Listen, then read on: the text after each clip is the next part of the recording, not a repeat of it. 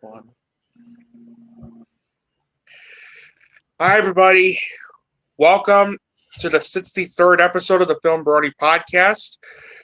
After a month and a half long hiatus, we're back with a new episode. I am, of course, Nick Canino, the guy in charge of the podcast, and with me, I have a guest as usual who started the whole podcast. So, go ahead and introduce yourself.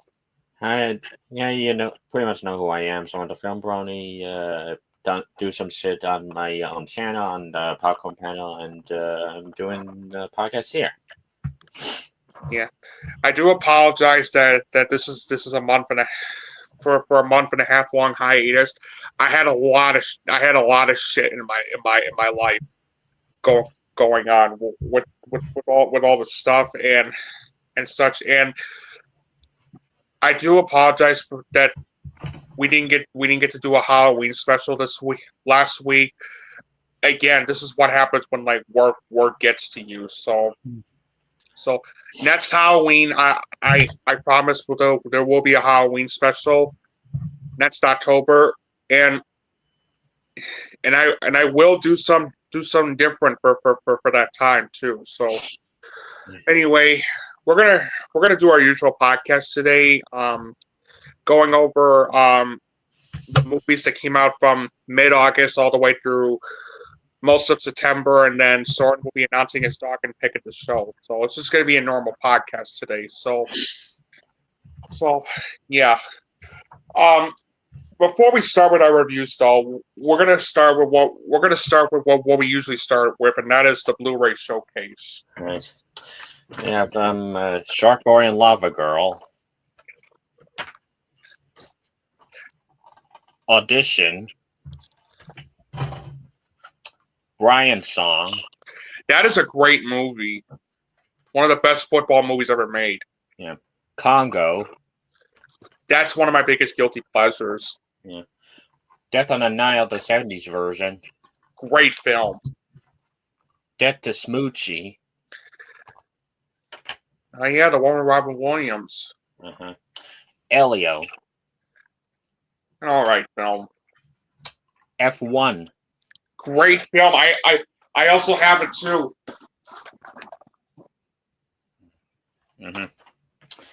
Fantastic Four First Steps. Very good film. For Whom the Bell Tolls. Nice. Frailty. One of the most overlooked horror movies, honestly. Got this ahead of the upcoming version, Judgment at Nuremberg. Yeah, I heard about that too. I am kind of looking forward to it, but I'm hoping the new Nuremberg isn't like one of those movies that it's just made just to get an Oscar nomination. In other words, Oscar bait. Yeah. Man on Wire. One of the best documentary movies ever made. Matewan. A John Sayles classic. Intrigue 2.0. I'm not going to say anything. Mission Impossible Final Reckoning. I also have that film too. Where did I put that? Here it is. Yeah. Superman. I also have Superman. The Surfer. Yeah. And last but not least, I have 2 Werner Herzog collections. Nice. All right, so I got some Blu-rays myself today. I got some Blu-rays for today's show, and here we are. Here we go. Let me present the Blu-ray.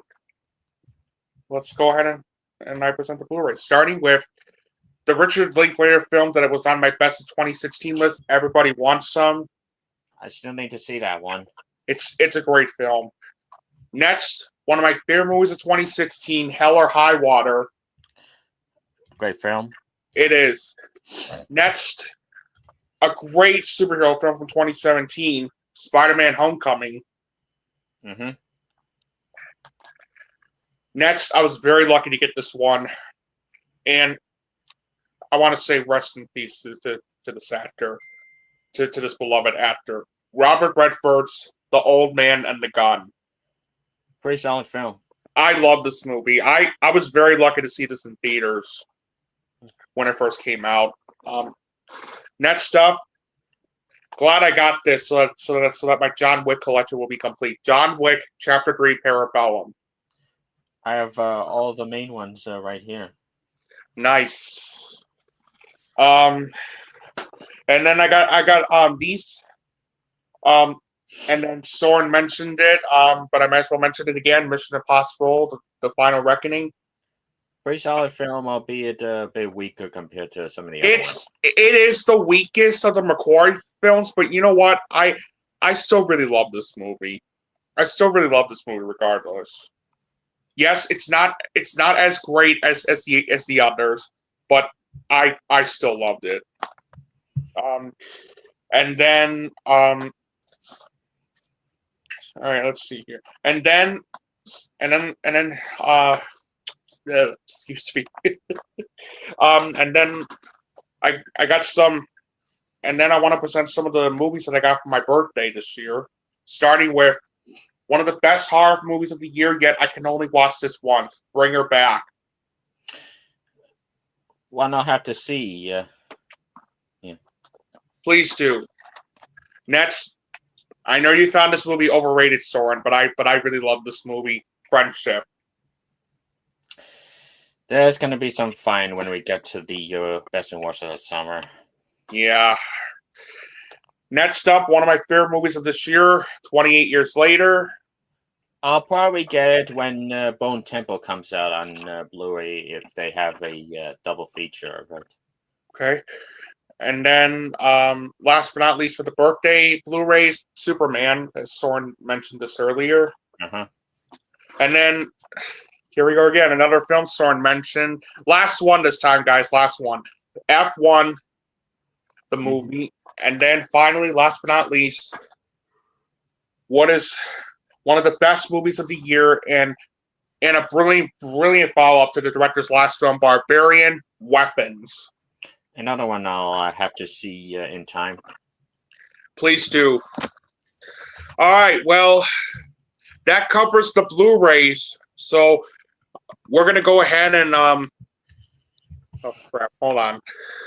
That's going to cover the Blu-rays, so we might as well go ahead and jump into the movie reviews. And I might as well get things started with the first film, which stars Sydney Sweeney. Yes, Sydney Sweeney, called Americana.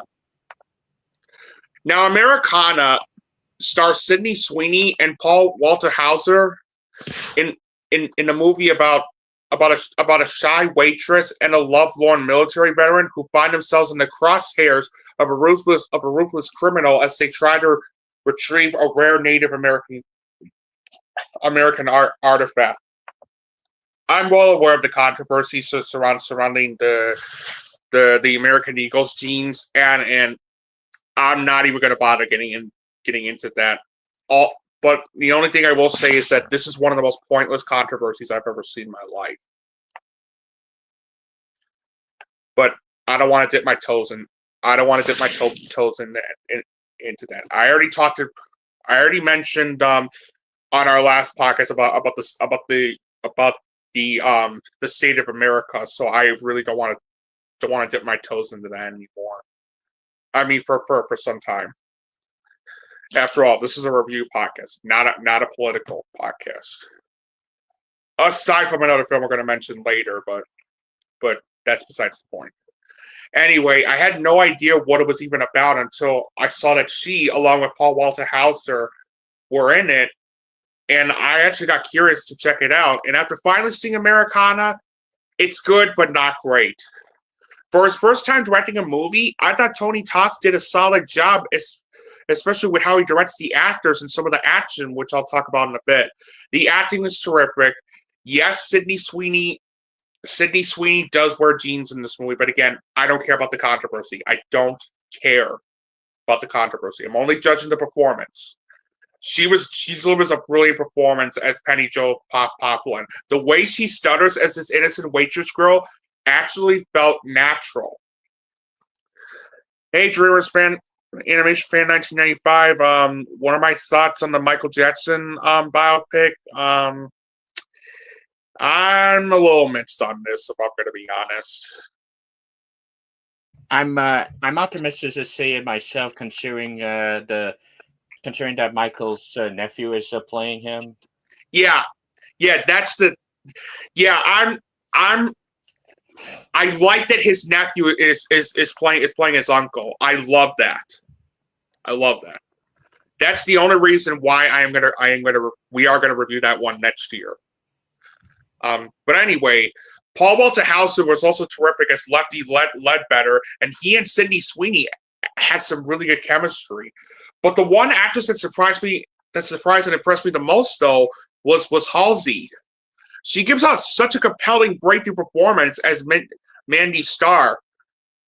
Also, Simon Retz, despite not being in the film that much, Eric Dane, and Zahn McClarnon are also great in the film as well. It's got a solid soundtrack, excellent cinematography, and there are some funny moments in the film, which I did appreciate. But the biggest highlight for me was the showdown action sequence in the third act. Like, the way it was shot and edited and directed was very captivating to watch, especially given how it also delivers some real tension in it as well.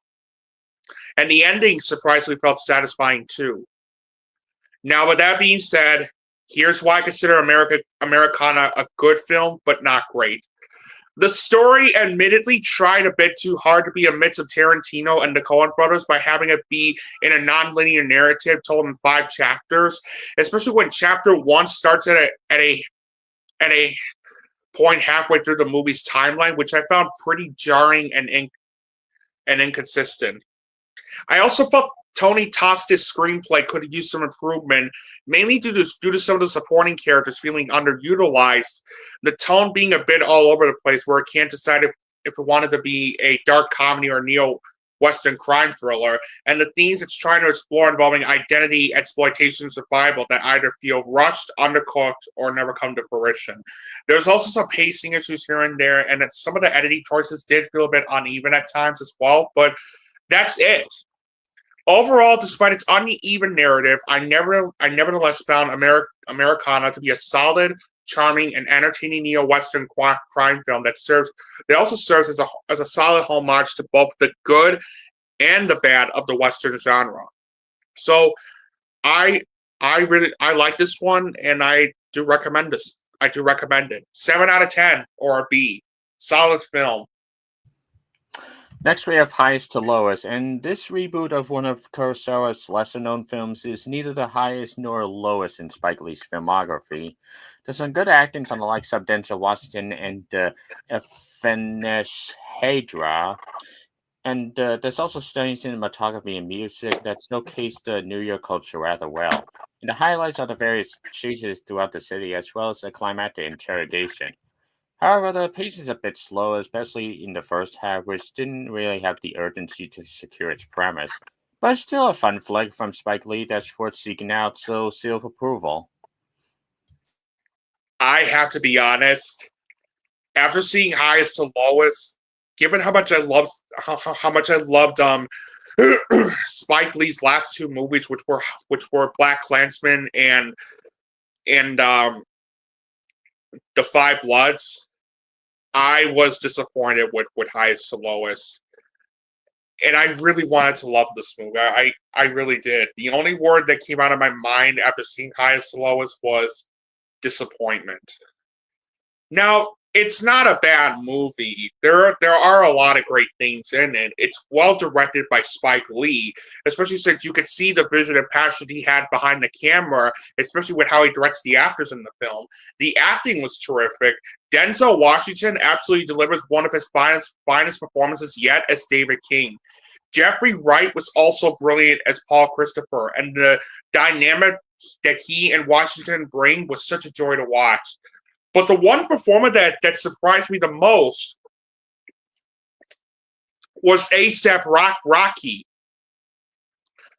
like like I was surprised with how compelling his performance felt.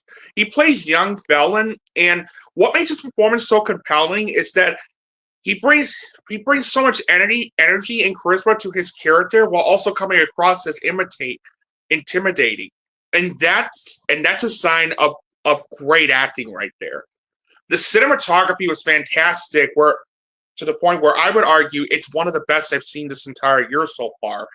There's also some real tension filled and intriguing moments here and there, especially when it came to the film's crime thriller aspects, especially in the third act during the subway sequence. Like, wow, that really did have me on the edge of my seat. And the ending was surprisingly solid. Unfortunately, that's where my pauses for the film end, because I had so many issues with this movie that prevented it from being one of my favorites of the year. The story didn't grab me as much as I hoped it would, due to it being all over the place. I also found the screenplay to be very weak, especially with not only how underutilized some of the supporting characters felt, but how it tries to say a lot involving its themes and commentaries involving cultural preservation, economic power, and generational gaps and conflict, but sadly never came to fruition due to how underbaked they felt. The soundtrack, I gotta be honest with you, Søren, the soundtrack was overall a mixed bag. There are some songs that definitely fit the tone of the film, but the over-dramatic musical score was what killed it for me, since it didn't fit the film whatsoever. The editing was all over the place, and there was no need for this movie to be 133 minutes long, especially when there are some scenes that drag on and on and on to the point where I was starting to get bored, and it suffers through some pacing issues as a result of this. Yeah, I was disappointed with this one. Overall, while Denzel Washington gives out one of his finest performances to date, and there are some memorable and intriguing moments here and there, I'm sorry to say that I found Highest to Lowest to be one of Spike Lee's weakest movies, since not only was this a messy and underwhelming retelling of Akira Kurosawa's original High and Low, but it's also a disjointed and uneven mess with what it's even trying to say. And with the fact that it has an 84% on Rotten Tomatoes and a 73 on Metacritic, I think it's safe for me to say that not only is Highest to Lowest one of the most disappointing movies I've seen this entire year so far, but it is also the most overrated movie I have seen in 2025 so far. Sorry, Spike Lee, but this was underwhelming. 5 out of 10 or a C+. I really wasn't a fan of this one. Sorry, Spike Lee. Better luck next time. Let's see here. And then my next movie I did see is East of Wall. East of Wall tells the story. Now, East of Wall tells the story of Tabitha, who, after the death of her husband,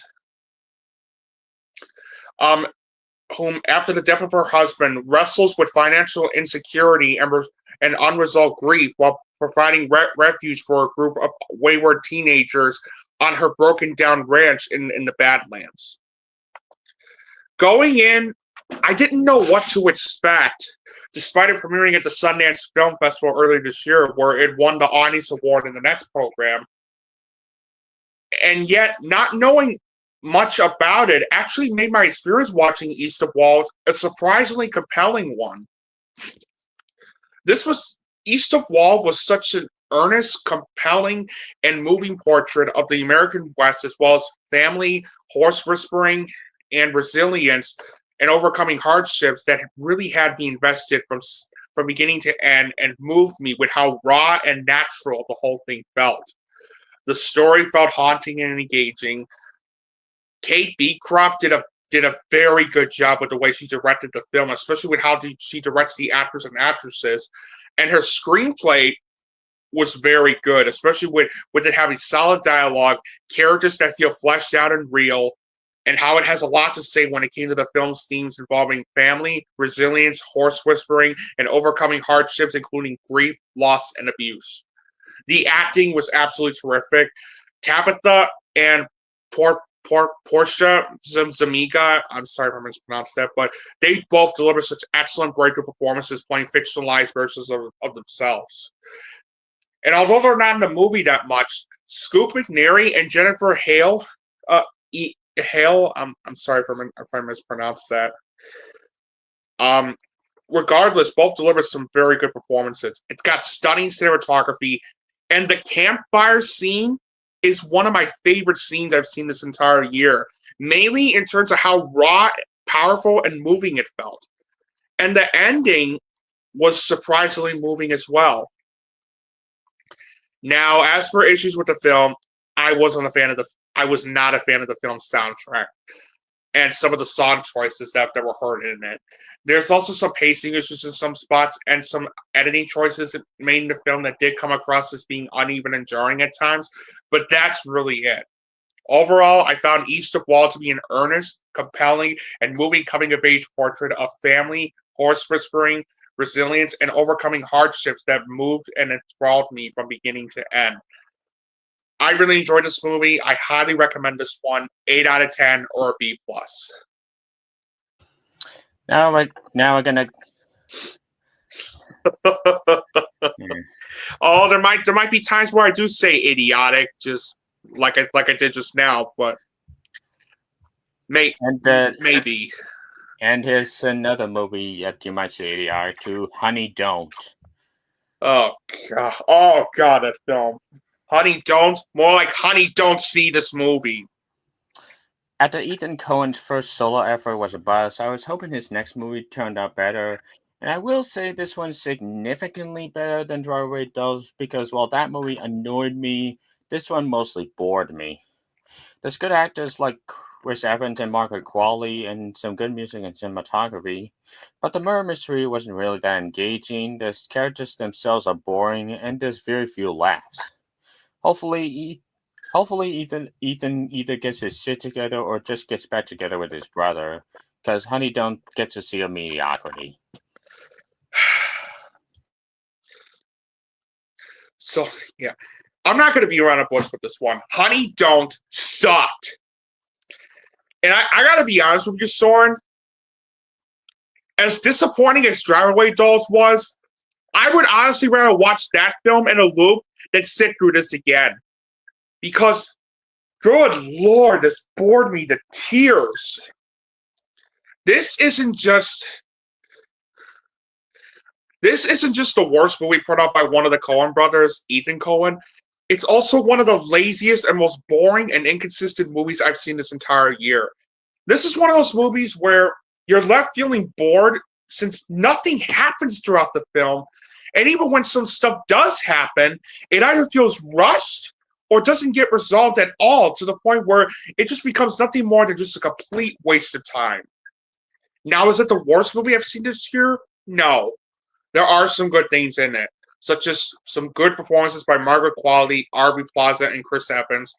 It's got a great soundtrack and fantastic cinematography.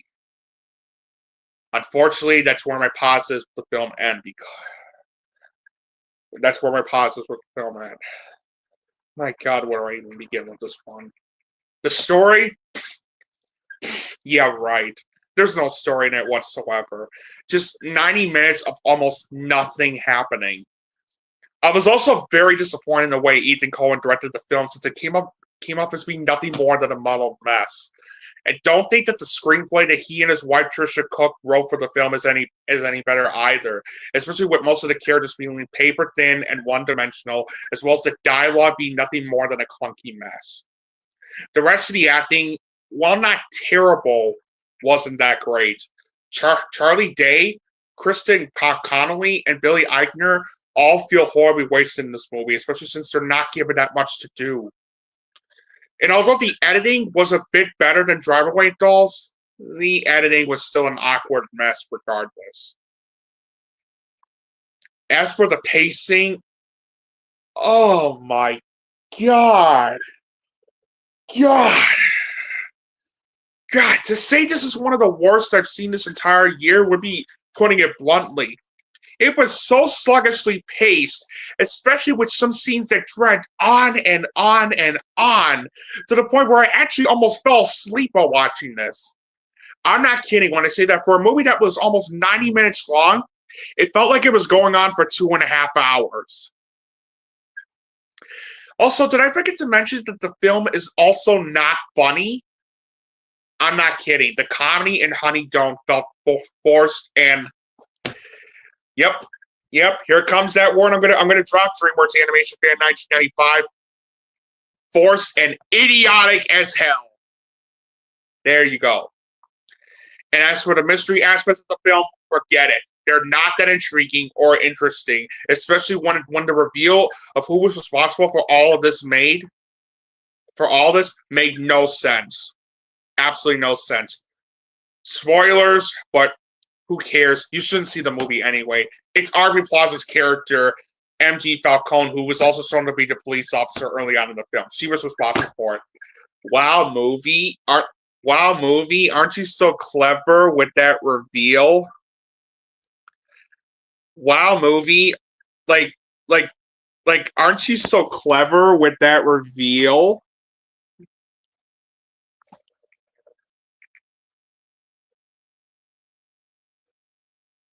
Yeah, this gift pretty much says it all.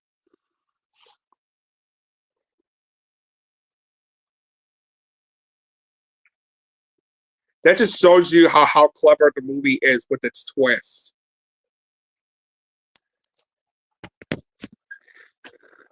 Yeah.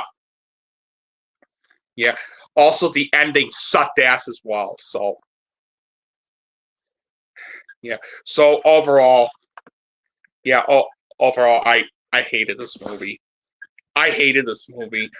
Honey Don't is by far the worst movie I've seen by one of the Coen brothers, Ethan Coen, since this is one of the laziest and most boring and inconsistent movies I've seen this entire year. And it is heading on my list of one of the worst movies that I saw in 2025. 2 out of 10 or D. Yes, it's still the worst movie I've seen this year so far. It's in my top 5. Yeah. Now Ethan Coen, you better hope Go Beavers at least closes the trilogy on at least a solid note. Because for what I saw between this and Drive Away Dolls, I'm not impressed, dude. You better hope Go Beavers closes the trilogy on a solid note. Yeah. Now I gotta get to Eden, and Ron Howard's latest doesn't seem to be getting any marketing, which is sad because this is actually a decent film. The solid screenplay captures the madness of living on a remote island, and does some good music and cinematography, and some decent acting, albeit with some hokey German accents. But the slow pacing gets more noticeable as the film goes along, but it's still worth streaming at least once, so see if accuracy. I really didn't like this movie. Now, yes, the acting, especially from Sydney Sweeney, Jude Law, Vanessa Kirby, and Daniel Bruhl, was great. With Ana de Armas stealing the entire show, mainly with how over the top and intimidating she is throughout. Hans Zimmer once again delivers another great musical score. The cinematography was excellent. The film's production values and costume design were both very good.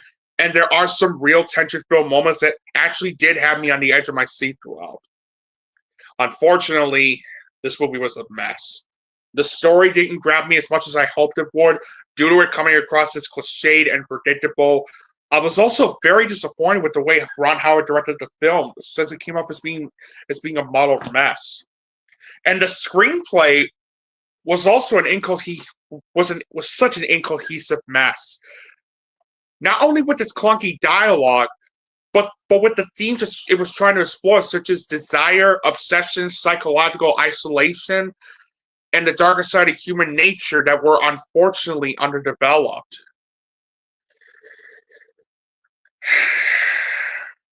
Some of the editing choices felt uneven. There's also some pacing issues in the second and third act.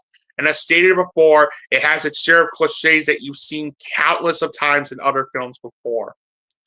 Overall, while it's well acted and the film has some intriguing moments here and there, I sadly found Eden to be one of Ron Howard's weaker movies, since not only was it cliche and predictable, but also an incohesive mess. 4.5 out of 10 or a C. Not a terrible movie, but not something I'll see myself watching again. My next film, and the next film I'm gonna be talking about, is Relay. Relay is from the director of Hell or High Water and stars Lily James and Riz Ahmed and Sam Worthington in the story about a bribe broker who facilitates deals between corrupt companies and their threats. He breaks his own rules though when a client needs protection, complicating his usual operations. This is yet another one of those movies I didn't know what to expect going in, despite it being from the director of Hell or High Water, and the fact it had those actors that I mentioned. It had those actors and actresses that I just mentioned. And after finally seeing Relay, I was actually surprised with how much I really enjoyed this one. I was invested in the story due to how gripping and intriguing it felt. The screenplay was very good. It was well directed. The acting, especially from Lily James, Riz Ahmed, and Sam Worthington, was terrific. It's got a solid soundtrack, excellent cinematography, great editing. The tension also felt real, especially with how director David Mackenzie builds it to the point where it had me intrigued and on the edge of my seat throughout. And there's not a lot of action sequences until towards the end of the film, since it tends to go for more of a strategic slow burn thriller that builds on tension, which worked for me for the most part. But when there is, man, are they brilliant, especially with how they were shot, edited, and directed. Now, as for issues I have with the film, there were admittedly a couple pacing issues in the second act, and without spoiling the film, while I understood the choice, I wasn't a fan of the plot twist and reveal, since it didn't make any sense to me, and the ending did feel underwhelming as a result of this. But overall, I found Relay to be a gripping, intriguing, and entertaining brainy thriller that also serves as a nice throwback to the 1970s thriller movies, featuring terrific performances by Lily James, Riz Ahmed, and Sam Worthington. With that, I'm going to give Relay an 8 out of 10 or a B+. Next, we have Caught Stealing, and Darren Aronofsky tries to go for a more kind of lighthearted Guy Ritchie crime thriller than his usual depressing stick, and it's certainly well directed with some neat cinematography and music. Solid cast from the likes of Dawson Butler and Regina King, but there's some somewhat slow pacing, and the story is derivative of a lot of 90s, 2000s crime dramas, and it's a bit convoluted at times. But it's still a decent one-time watch for Darren's fans, even if it's among his weakest, so see of accuracy. I really enjoyed this one overall. I was invested in the story mainly due to how gripping it felt. Not to mention Darren Aronofsky did such an excellent job with the way he directed the film, especially with not only how he directed the actors, as well as some of the action, but with how he made you feel like you were on this wild punk rock ride that doesn't let you go until the last frame of the film. The acting was fantastic. Austin Butler delivers such a brilliant performance as Hank Thompson, and it's thanks to how you actually feel the pain in his character through the look in his eyes when a certain thing happens. Regina King was great. Matt Smith was so entertaining in this movie, and he had a couple funny moments in the film that had me laughing so hard. But the two actors that surprised me the most were Liev Schreiber and Vincent D'Onofrio. Seriously, these two were brilliant and highly entertaining as the two rabbis. It's got an excellent soundtrack, terrific cinematography, solid editing. The production values and costume design were both outstanding, since it makes you feel like you're back in 1998.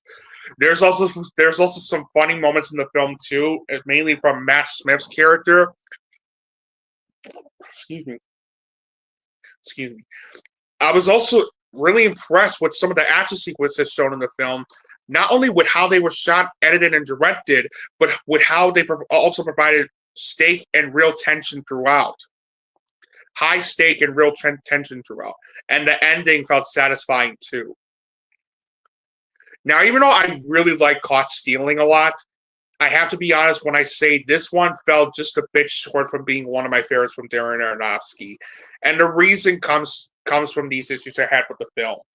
I did feel that the Charlie Houston screenplay could have used some improvement on the characterization, since there were some supporting characters that did feel underutilized, as well as the tonal shifts that did feel a bit jarring and uneven.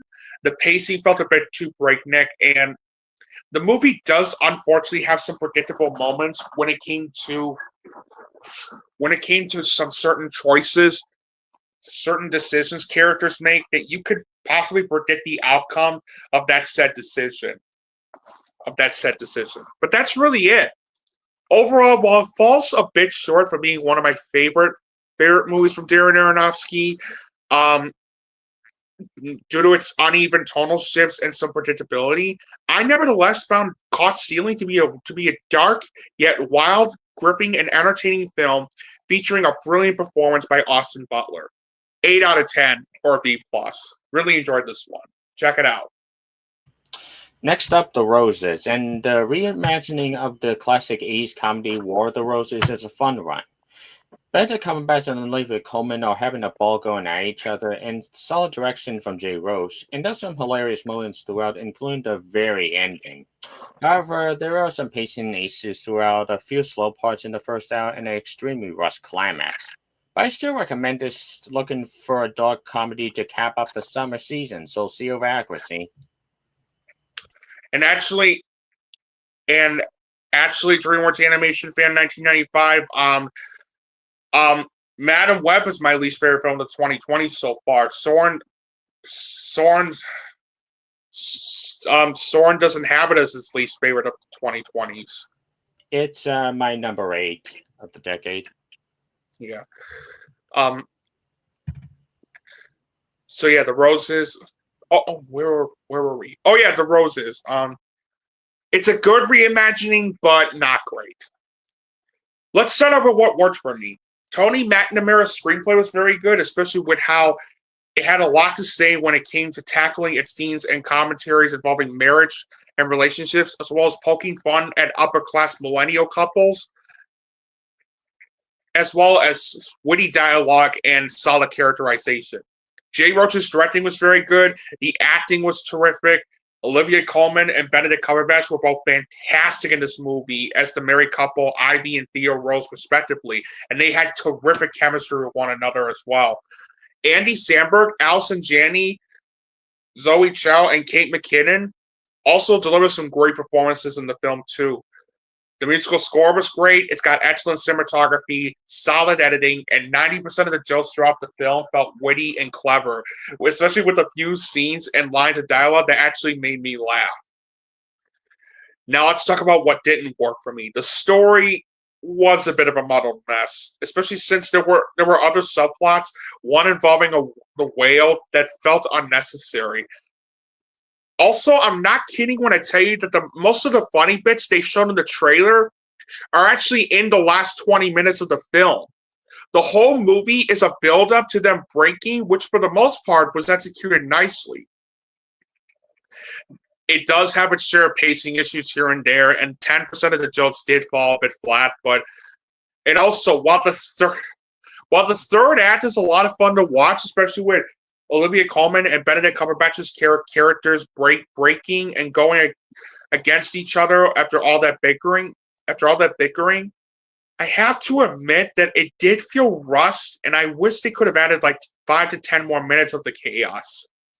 And as for the ending, my God, did it feel so abrupt. Like, as soon as the movie was building up to something super dark, it just ends. Like, when I no joke, when I saw the ending, I was like, huh? That's it?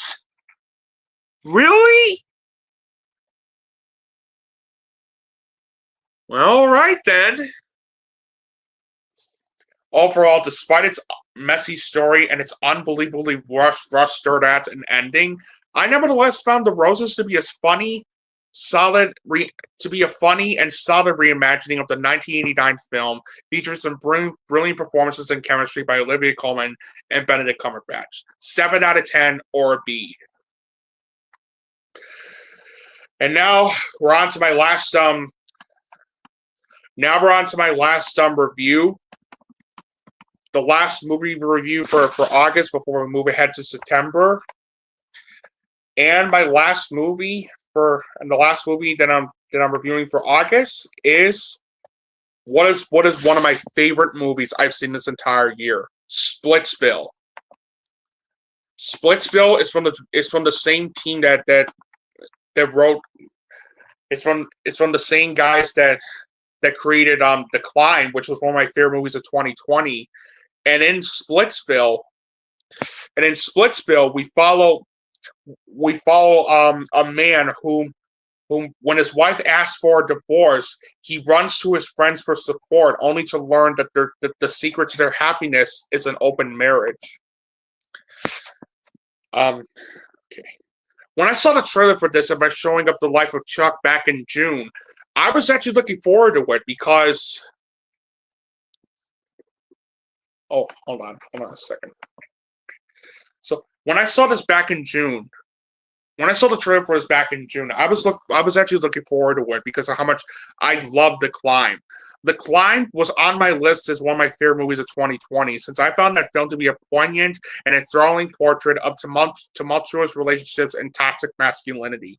So I was looking forward to seeing how Michelangelo Covino and Kyle Marvin were going to follow up that film with Splitsville.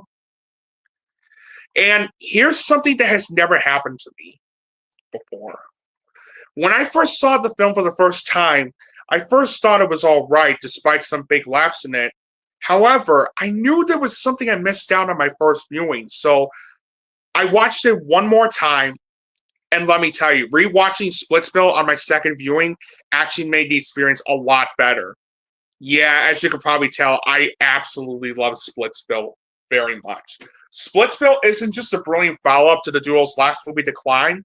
It's also an original, thought-provoking, poignant, and hilarious satire on modern relationship dynamics, as well as infidelity and polyamory, that had me laughing throughout, while also having me on the edge of my seat at how anxiety-filled and outrageously chaotic the film at times felt as well. And this, along with The Climb, shows why Michelangelo Covino and Kyle Marvin are two of the most unique and exciting voices in the entertainment industry right now. I was highly invested in the story due to how well structured and engaging it felt.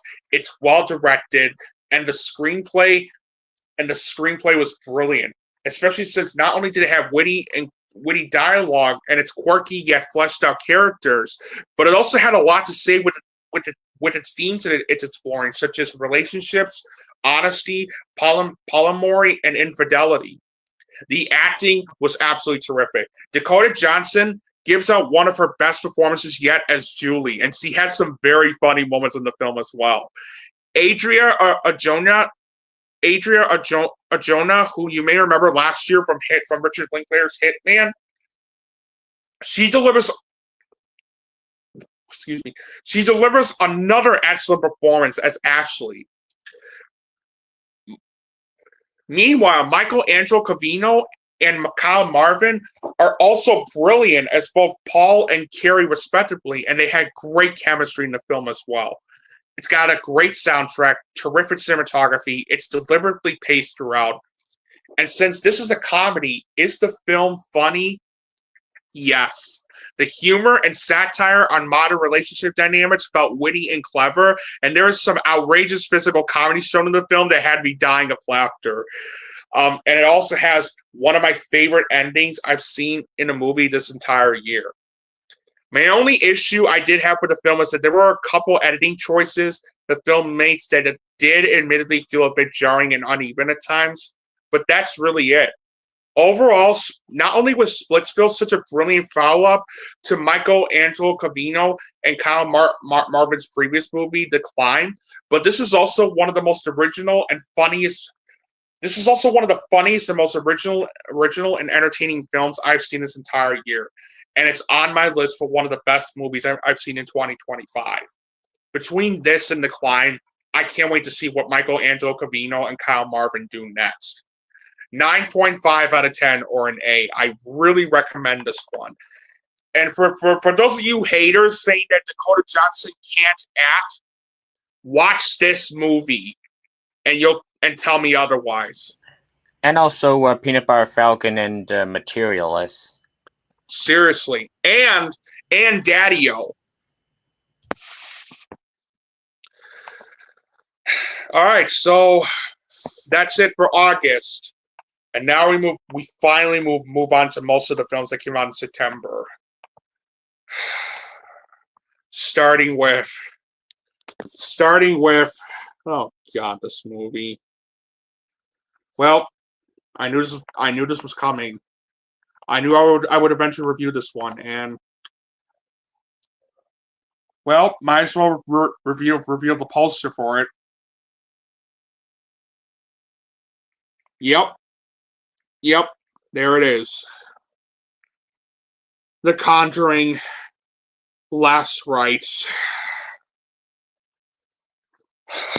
And considering they just announced a prequel, considering they just announced a prequel, that title's a total lie.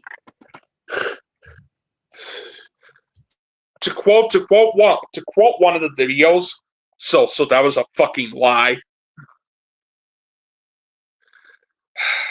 So The Conjuring Last Rites is the continuation of the Conjuring series, where it takes place in 1986, where paranormal investigators Ed and Lorraine Warren travel to Pennsylvania to vanquish a demon from her family's home. Now the Conjuring movies have been hit or miss for me. The first Conjuring movie is one of the best horror movies I saw from the last decade. The Conjuring 2, well, I don't think The Conjuring 2 is as amazing as the first film, it was nevertheless a very good sequel. While The Conjuring, The Devil Made Me Do It was unfortunately underwhelming as hell. And as for the spin-offs, minus Annabelle Creation, I did not like any of the spin-offs whatsoever. The first Annabelle was bad, and so were The Nun 1 and 2. Annabelle Comes Home was also underwhelming as hell. And The Curse of La Llorona is so far the worst I've seen in terms of the movies in the Conjuring universe. So as you could probably tell, I was not looking forward to seeing The Conjuring Last Rites at all when I saw the trailer for this at a couple of my showings. Although it was good to see Patrick Wilson and Vera Farmiga reprising the roles as the Warrens one more time, it looked like it was going to be yet another generic and cliche installment of the Conjuring series. And let me tell you, after seeing the movie, that was exactly the case.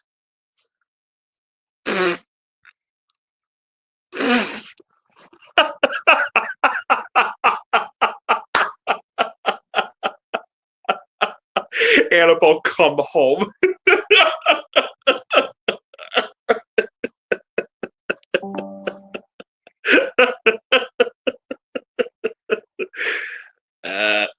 Hey, Beavis. He said come. Yeah. He said come. Hey,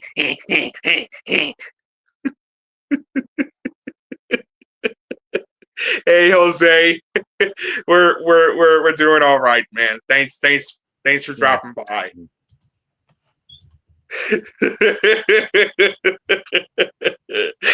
Oh man, you really gave me a good laugh there, man. I needed that.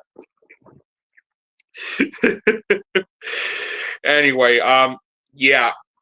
So that's what I was saying about The Conjuring Last Rites. Not only was this yet another lazy, generic, and cliche installment of the Conjuring film series, but even as a movie that's supposed to be the final outing in the case that ended all cases for the Warrens, this barely felt like a finale. Especially with how horribly misguided and rushed the whole thing felt. Now, yes, there are some good things in it, such as the acting, which was very good. Vera Farmiga and Patrick Wilson, once again, both delivered such brilliant performances as Lorraine and Ed Warren. Nia Tomlinson also delivers a very good performance as their daughter, Judy.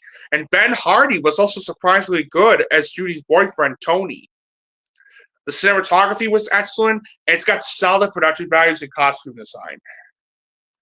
Unfortunately, that's where my positives with the film end, because, oh my God, was this a mess. The story felt horribly misguided due to how uneven and all over the place it felt. Like it spends less time with the Smurl haunting case and instead focuses more on the storyline of Judy Warren's wedding.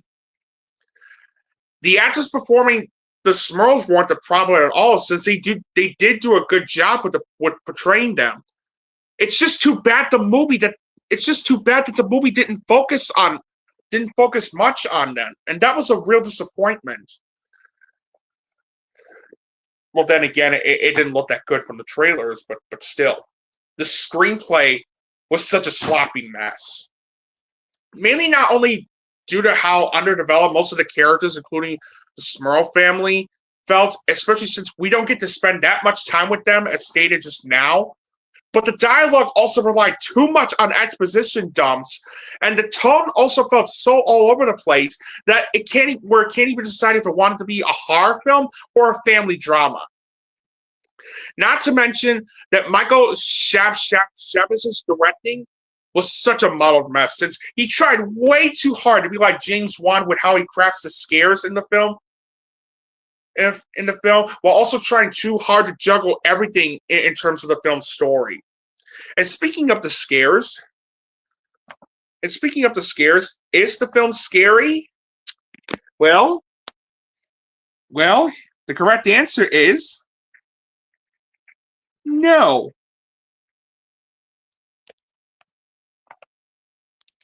No, it's not scary. You can literally predict every single jump scare coming from a mile away, which destroys any sort of tension it's even trying to go for whatsoever.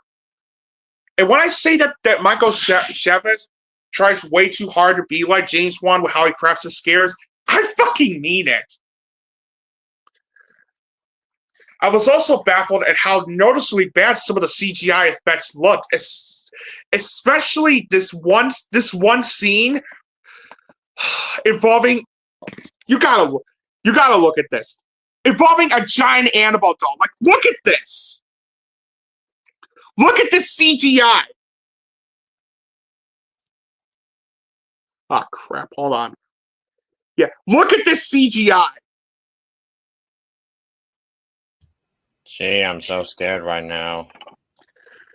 Oh, it's so scary. The CGI and giant Annabelle is so scary. So scary. It's so clever. Not.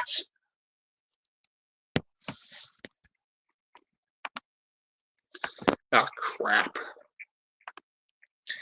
And look at this. Look at this. I'm going to flip this over again. Look at this shit. You expect me to be terrified by that? Looks like if Jess Skellington was an old lady. Right?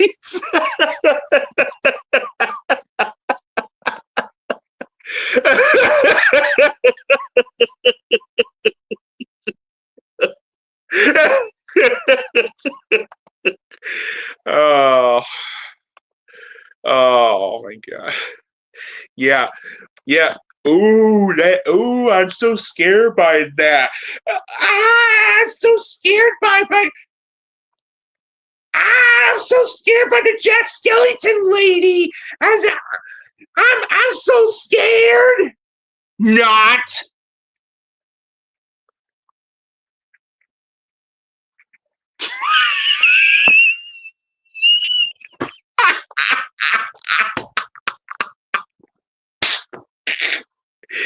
my thoughts exactly.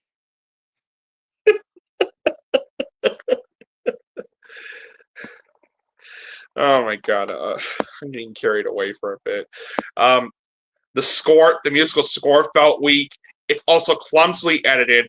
There was also no reason for this movie to be 135 minutes long, since it's filled with some scenes that drag on and on and on to the point where I was starting to get very bored by this film, and it does suffer through pacing issues as a result of this. Cliches, yep, they're in there. They're definitely in there. And as for the ending, not only did it feel rushed, but also underwhelming as hell.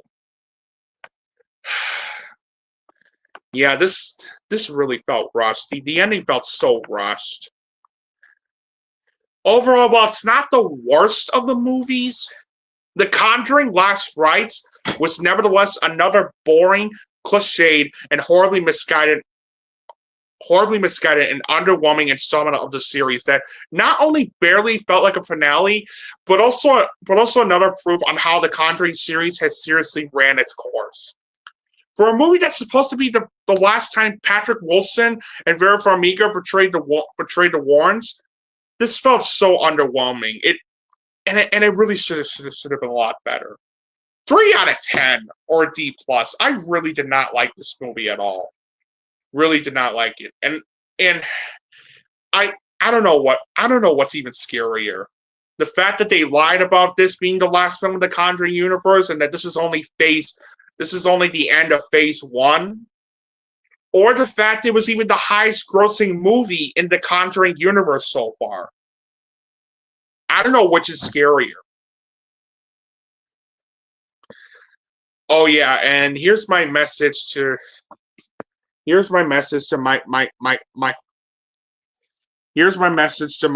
Michael Chops for the terrible directing.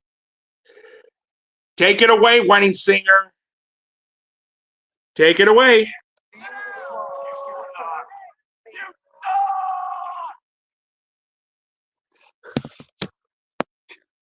You suck!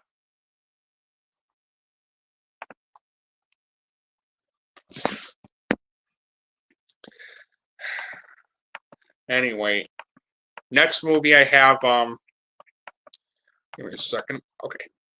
All right. Next movie I have was the movie that won the audience award at the Sundance Film Festival early this year, and it's called Twinless. Now, Twinless is the story, tells the tale. Give me a second. So, Twinless tells the tale of 2 men who lost their respected twin brothers that develop a growing friendship after meeting in a support group. However, both harbor long hidden secrets that threaten to tear them apart.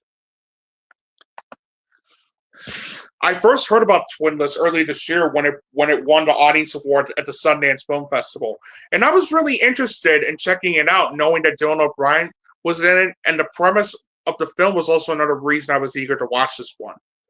And after finally seeing it, I could definitely see why it won the audience award at the Sundance Film Festival. I enjoyed Twinless. I was surprisingly invested in the story due to how well structured. Hold on a second. Give me a second. All right, there we go. So yeah, I enjoyed Twinless. I was surprisingly invested in the story due to how well structured it felt, especially with it being in a non-linear narrative. James Sweeney's directing was surprisingly brilliant, especially with how he directs the actors and how you could see the vision and passion he had behind the camera.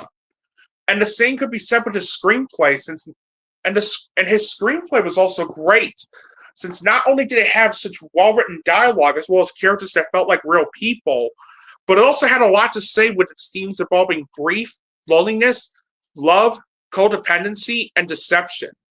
The acting was terrific. Darren O'Brien gives out what might be his best performance yet as Roman.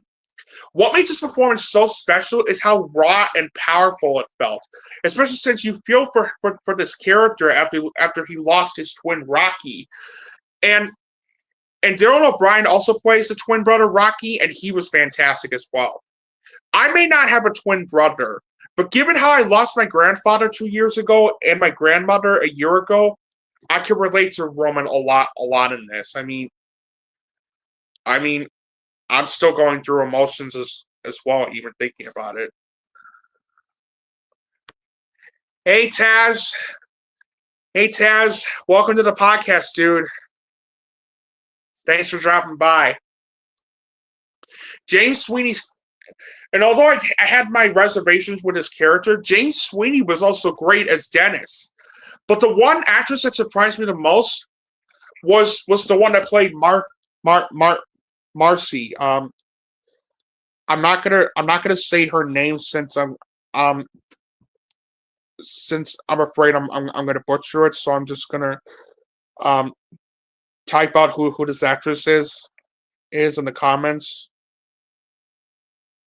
And show it here. Give me a second. All right. There we go. Yep. That's the actress that played Marcy. She was from The Nightingale, which I watched back in 2019. Very good movie, but holy shit, is it hard to watch. At first, when we meet Marcy, I thought she was going to be one of those annoying perfect characters you've seen in other films before. But no, not only did she serve a purpose to the story, but her character actually felt like a real human being. I was so surprised with how terrific her performance as Marcy felt, that I would argue that this is she's one of the best parts about the film. She's that great. The musical score was very good. The cinematography was excellent. And when it came to the film's humor, it works because of how dark, yet witty, quirky, and clever it felt. Now, with that being said, I have to be honest when I say this. I like the film overall. It's a good film. But I have to be honest when I say that I found Twinless to be a bit overpraised, since given its 97% Rotten Tomatoes, it has on Rotten Tomatoes, and an 80 out of 100 on Metacritic. And it's due to these following things. My biggest problem with the film is the twist reveal. I'm not going to spoil what happens, since you should see it for yourself, but let me just say this right now. What bothered me about the twist wasn't what they went for with that twist and why they did it, but it's how they did it by showing the twist early on in the film instead of towards the end of the film that made it so predictable. And it did hurt the film a bit as a result. I understand James Sweeney wanted to go for a psychological approach with this, but again, I don't think it's a good idea to reveal the twist early on in the film, and then I don't think it's a good idea to show the twist early on in the film and then have that be the twist towards the end of the film. It just makes it predictable. And at that point, I was waiting for Dennis to tell the truth and eventually get his comeuppance, which he does towards the end of the film. Thankfully. It also suffered through some pacing issues here and there as a result of some scenes in the second act dragging on and on. Some of the editing choices felt the film made felt a little jarring and uneven at times. And while I appreciate its ambiguity, I admittedly found the ending to be underwhelming, if I'm going to be honest. So overall, although it falls short for me one of the best movies I've seen this year due to its predictable twist reveal and its uneven pacing, I nevertheless found Twinless to be a funny, heartfelt, and compelling dark comedy featuring Dylan O'Brien giving out his best performance yet. It's not a great... While I don't think it's a great movie, I do think it's one you should definitely check out. So, like I said, it's a good film, but it's not great. 7 out of 10 or B. Next up, The Long Walk. And between the two Stephen King adaptations so far this year, this has got to be the hands down the better one. But let's see how The Running Man does this weekend. Francis Lawrence's experience working on The Hunger Games has paid off in a movie that's actually superior to those movies. It's a well-paced movie that has a plethora of suspense throughout, and the cinematography and music are stunning, and all the young actors give it their all. But it's Mark Hamill who went from being the best part of Life of Chuck to being the best part of this movie. So if you're a fan of films like Battle Royale and Hunger Games, but wish it was R-rated, this is definitely up your alley. So Seal Cinema. This year has been a really good one for Stephen King adaptations. While The Monkey Man wasn't great since there were some issues I had with the film, It's just a monkey. it was overall a good movie. The Life of Chuck, on the other hand, is currently one of the best movies I've seen this entire year. And I was really intrigued to see if The Long Walk could continue the streak of either good or great adaptations of Stephen King's material that came out this year. And to say that The Long Walk is one of the most surprising films I've seen this entire year, mainly because of how emotionally impactful it felt to me, would be a massive understatement. The Long Walk isn't just one of the best film adaptations of Stephen King's material I've ever seen. It's also a devastating yet powerful, intriguing, and poignant character-driven portrait of survival, companionship, control, and the dangers of corruption and authoritarianism that not only blew me away, but given what's been going on lately in today's climate, I can't even begin to describe how much this had an emotional impact on me by the time the film ended. I want to give huge kudos to director Francis Lawrence and writer J.T. Mulner for crafting a movie that not only feels like a great mix between The Stand By Me and The Hunger Games, if it was hard R, but also crafting a timely, emotionally charged, and theme-layered story that couldn't have come out at such a better time. I was highly invested in the story due to how simple yet theme-layered and intriguing it felt. Francis Lawrence did an incredible job with the way he directed the film, especially with the way he crafted nonstop suspense and tension throughout, which was nothing short of outstanding. I was also really impressed with how excellent J.T. Mulner's screenplay was, not only with how well written the dialogue felt and how it had brilliant characterization, but how it also had a lot to say with the dark themes it explores that feel very timely given the climate we're currently in, such as the dangers of authoritarianism and control and power dynamics in society. The acting was terrific. Cooper Hoffman once again delivered such a compelling performance as Ray. And I can't even begin to describe how crazy it is that Cooper is this close to be a spinning image of his dad, Philip Seymour Hoffman, as time progresses. He gave such a magnificent performance in Paul Thomas Anderson's Licorice Pizza, which, if you remember, was my favorite movie of 2021. He was also terrific last year in Saturday Night, and here he is once again delivering another fantastic performance as Ray. Between this and the previous films I mentioned, I cannot wait to see what he's going to be in next. Also, I fucking loved David Johnson in this movie.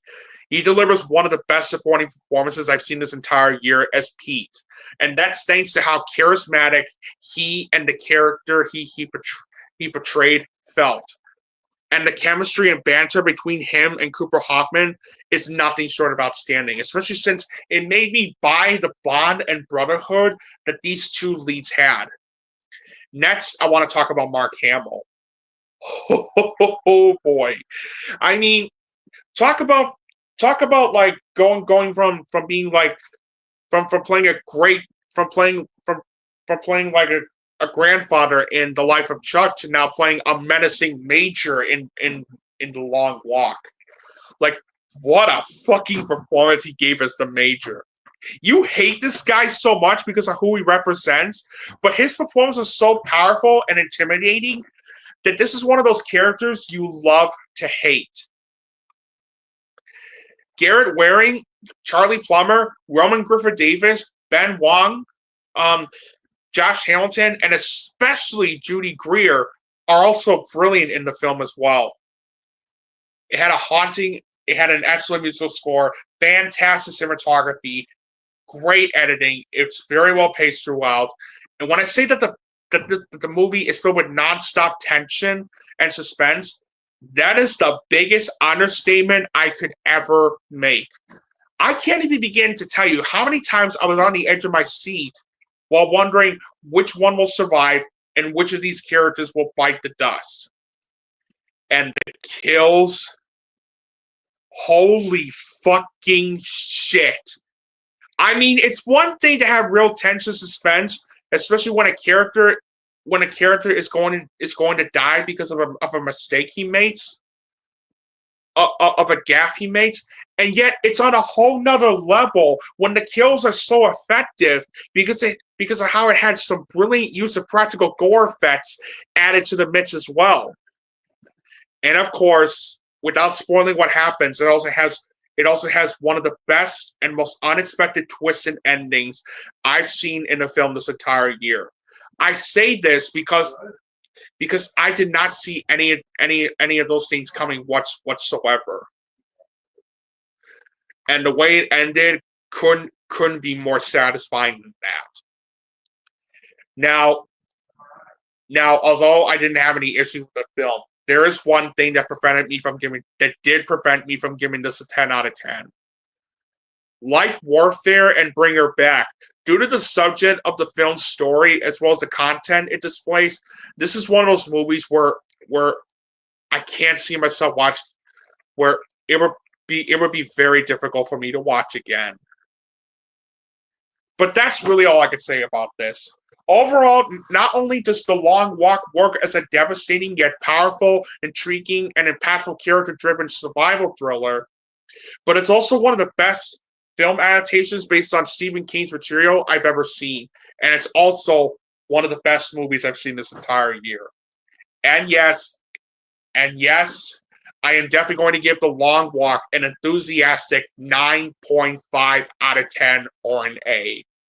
I really, really love this movie. Even despite the fact I can only watch this once, it's still one of the best movies I've seen this entire year regardless. I highly, highly recommend this movie. If you have not seen The Long Walk, all I can say is get your ass out of that chair and watch The Long Walk, please. Next movie I have is Downton Abbey, the grand finale. And this is the third and final film in not only the Downton Abbey movies, but the final one in the Downton Abbey franchise, where it takes place in the summer of 1930, where the Crawleys grapple with the threat of social disgrace when Mary finds herself at the center of a public scandal and the family faces financial trouble. Before I saw the first movie, I watched some episodes of Downton Abbey I did see some episodes of Downton Abbey, and to say that it's one of the greatest shows ever made would be a massive understatement. And as for the movies, I really enjoyed the first Downton Abbey movie, and I had a blast watching Downton Abbey: A New Era. So I was really looking forward to seeing Downton Abbey, the grand finale, especially knowing that not only is this the last of the Downton Abbey movies, but the final thing to come out of the franchise as well. And boy, after seeing Downton Abbey, the grand finale, all I could say is, let me just say this right now: My Little Pony: Friendship is Magic, and to My Little Pony: Friendship is Magic, and Game of Thrones. Take some fucking notes. This is how you do a conclusion.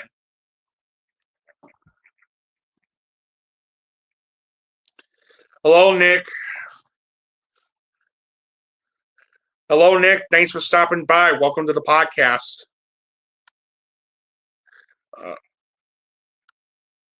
Yeah. This is how you do a finale. Yeah. After seeing this movie. Yeah, same thing for you, 2.5 Men. Yeah, I am very happy to report this was a very good way to give the fans what they wanted. Um, a satisfying conclusion as well as a proper send off to the characters that the fans have come to know and love. Yeah. In other words, I really enjoyed this movie a lot. I was highly invested in the story due to how highly engaging it felt. Julian Fellows once again delivers a very good screenplay, mainly due to it having well written dialogue and most of the characters feeling very well developed. Simon Curtis also did a very good job with the way he directed the film. The acting from everybody involved, including Hugh Bonneville, Jim Carter, Michelle Baccarie, Paul Giamatti, Elizabeth McGovern, Dominic West, Jolie Richardson, Penelope Wilton, and Alessandro Nivola was terrific.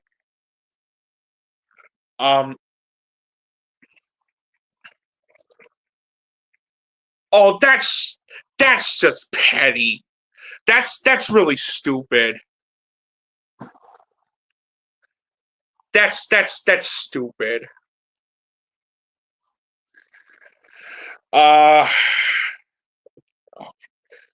What else was I going to say? Oh yeah, the musical score was brilliant. The cinematography was fantastic. It's got great editing. Exquisite production values and costume design, and there's some moments of good dry humor added to the mix. And finally, the ending. To say this is one of the most satisfying and moving endings I've seen this entire year would be an understatement. And I say this because the way they executed the ending not only felt satisfying, but also wholesome and heartfelt as well. Now, as for issues I did have with the film, there were a couple pacing issues in some spots, and there were a couple of supporting characters that admittedly did feel a bit underutilized, but that's really it. Overall, not only does the Downton Abbey, the grand finale, succeed in being a satisfying and proper send-off to the Downton Abbey franchise, but it's also one of the most delightful, entertaining, and wholesome films I've seen this entire year. And it is hands down one of the better movies I've seen, and it is easily one of the better movies I've seen this year. If you're a huge fan of Downton Abbey, check this one out, please. 9 out of 10 or an A-. Well done to everyone involved. And Downton Abbey may be over, but the legacy of that show, as well as the movies, will live on.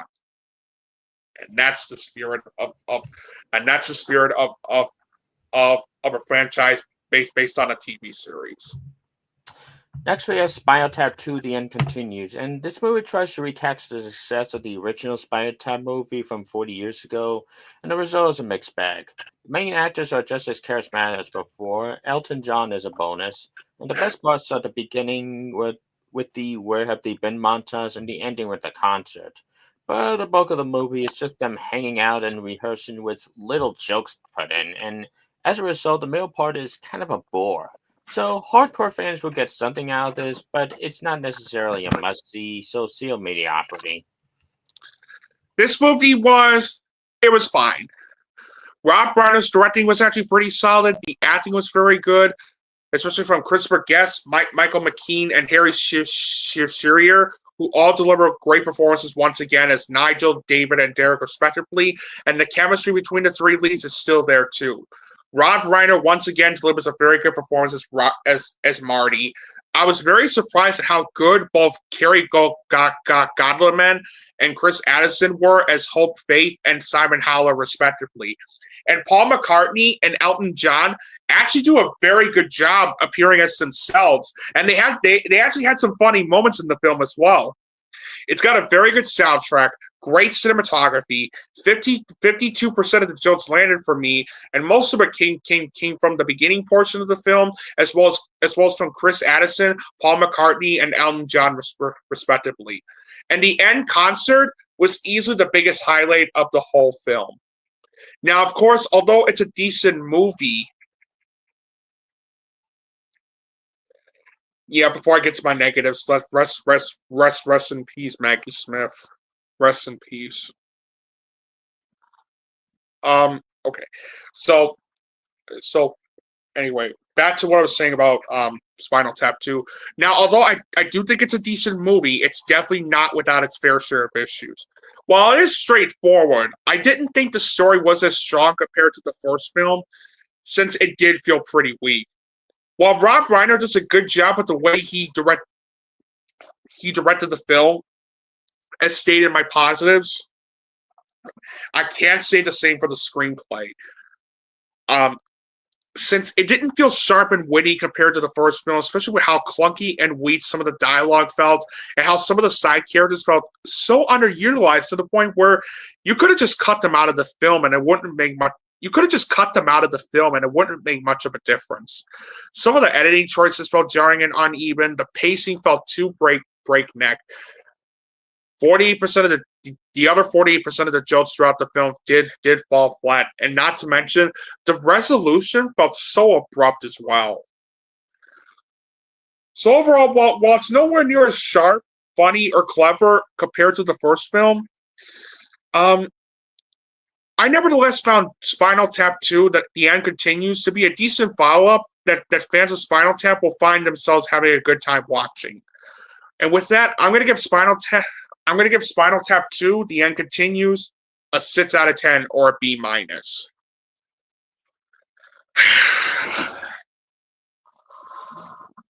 you know, Søren, at least Spinal Tap 2 is better compared to the next two films I'm going to be talking about. Oh boy. I was originally going to see these movies because they looked interesting, but after seeing the reviews, I was like, what's the point? And trust me, you're not missing shit. You are not missing shit with these movies. My next movie I'm going to talk about is the Jordan Peele-produced film, Him. Yep, my next movie is Him. Him tells the story of Cameron Cade, who is a rising quarterback who suffers a potentially career-ending injury after being attacked by an unhinged fan. Just when all seems lost, Cam receives a lifeline when his hero, Isaiah White, played by Marlon Wayans, offers to train him at an isolated compound. However, as the training accelerates, Isaiah's charisma turns into something darker, sending Cam down a disorienting rabbit hole that may cost him more than he ever bargained for. I was interested in checking out Him when I saw the trailer for this at a couple of my showings, especially given it was not directed but produced by Jordan Peele, the guy that directed Get Out, Us, and Nope, and has produced some great movies such as Spike Lee's Academy Award-winning Black Klansman, the Candyman Legacy sequel, which I really love. Don't judge me. And last year's Monkey Man. And given its premise, the idea of football being turned into a horror film actually sounded great.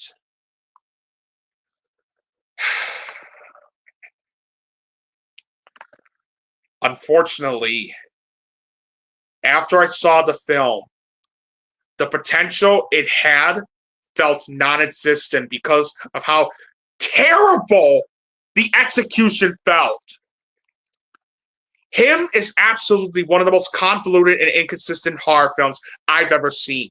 Whatever potential the film had with its premise ends up getting lost due to it being yet another one of those style over substance movies that not only left me confused and wondering what the hell was even going on throughout, but also frustrated and underwhelmed and frustrated me as well. And it becomes nothing more than a complete waste of time as a result of this. And I know what you're thinking. Well, Nick, aren't there any redeeming qualities in Him? Why, yes. But there's only two I only found two redeeming qualities. Two. Number one, Marlon Wayans. He was the only actor that actually gives out a brilliant performance. And that's thanks to how energetic and charismatic he I'm sorry, charismatic he is. And the cinematography is fantastic. Was fantastic, especially with some of the color choices it makes, which I found very appealing. Unfortunately, that's where my positives with the film end. Because oh my god, him sucked. And I'm about to explain why him absolutely sucked. The story was an inconsistent mess, especially since this is one of those style over substance stories that not only felt borderline over the top with its style and the way it's presented, but it has no idea what it's even going for whatsoever. Justin Tipping's directing was a mess, and the screenplay that he, along with Skip Ronke and Zach Akers wrote, is honestly one of the worst of the year. And that's not only due to how terribly written the dialogue felt and how paper thin and one-dimensional the characters felt, but it also tries to say a lot when it scenes involving the world of football, as well as self-determination, celebrity status, and religion. But they all fall short due to how undercooked they felt. The rest of the acting was terrible. I'm well aware that there were some people that praised Tyrek Winters for giving a good performance, but if I'm going to be honest, I thought he was terrible. And I don't know if it was the writing or the way he was directed, but as Cameron Cade, his performance was so monotone and shallow and bland that it was hard for me to take him and his character seriously. Like he's literally like this throughout most of the film. Most of the film. Aren't I good? Aren't I so good at acting? Or what's that over there? What's that over there? Isaiah. Oh Isaiah, you're my hero, Isaiah. That's literally him. That's literally how he is throughout most of the film. Someone working on this movie should have told him, line up, dude. Don't act so robotic.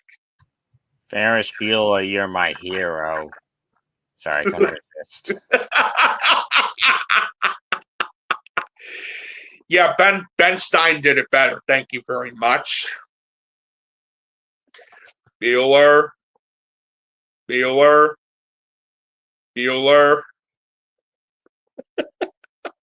I also couldn't resist too, Søren. Anyway, Julia Fox and Tim Heidecker are both horribly wasted in this movie since they're not given that much to do. I was also very disappointed in Bobby Krullitz's musical score since it felt way too melodramatic.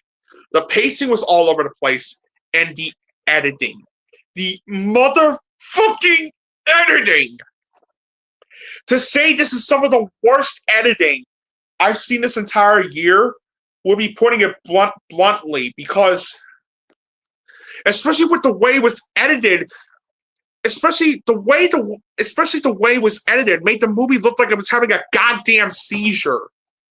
Like, I would be lying if I didn't say that this movie gave me flashbacks to Madam Web and its seizure inducing editing. It's that bad.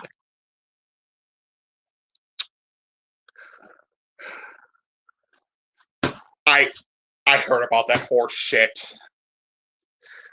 And look, despite him giving out a very good performance, it's like I did see that article, and the only thing I will agree with him on is that people should see the movie for themselves before they judge it. But still, how many people even remember his crappy, like, his other crappy comedy movies? I mean, yeah, I know White Chicks is a bad movie, but you know what? I would rather watch that film than any of the other films that I'm about to mention. Like, how many people even remember Little Man? How many people even remember A Haunted House 1 and 2? And how many people even remember 50 Shades of Black? How many people even remember those? Well, people remember 50 Shades of Black being Citizen Kane compared to the real 50 Shades movies. That's all they remember of it. Yeah.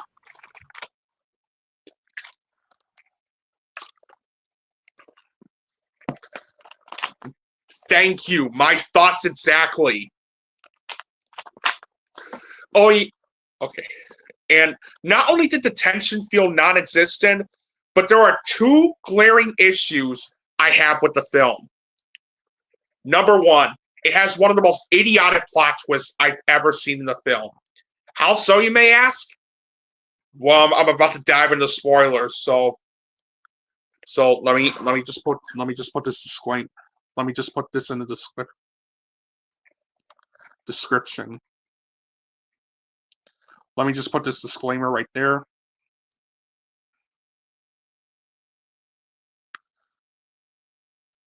Gonna all right. Here we go. So I did mention just now that it has one of the most idiotic plot twists I've ever seen in the film. How so, you may ask? Well, here's a question I have for you. How the hell did Isaiah White, played by Marlon Wayans, even get his football abilities? Through pure skill? No. Through work ethics? No. Through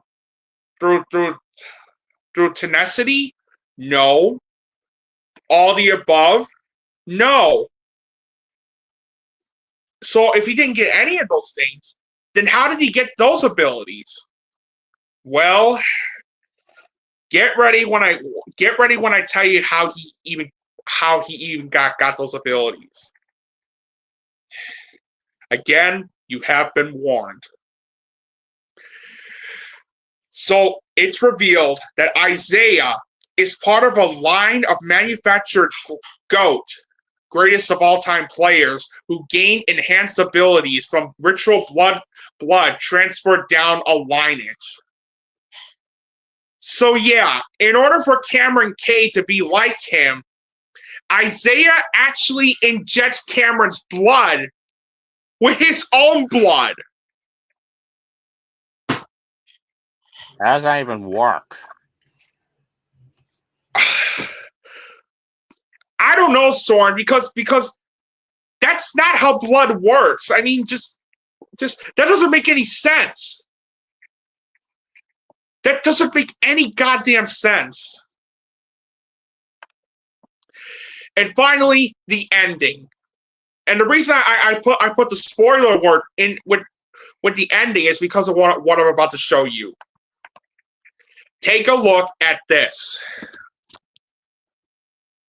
Take a look at how it ends. Hold on. Let me. Yeah. Take a look at how it ends.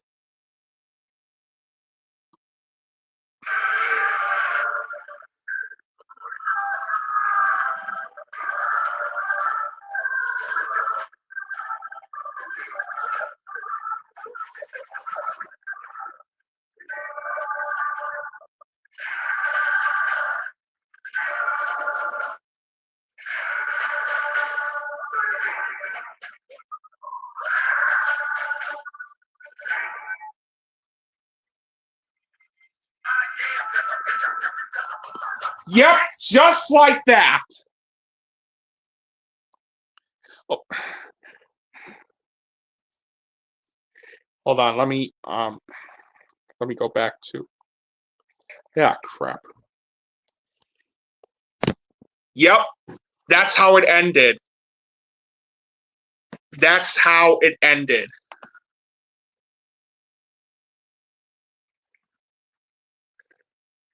And it's one of those endings that just basically stops. Like, we don't even get a real conclusion to this. And what sense of conclusion they had with that ending feels non-existent here. And it's made even worse when you realize that this movie actually has two alternate endings. I'm not kidding. Two alternate endings, and neither made it to the final theatrical cut.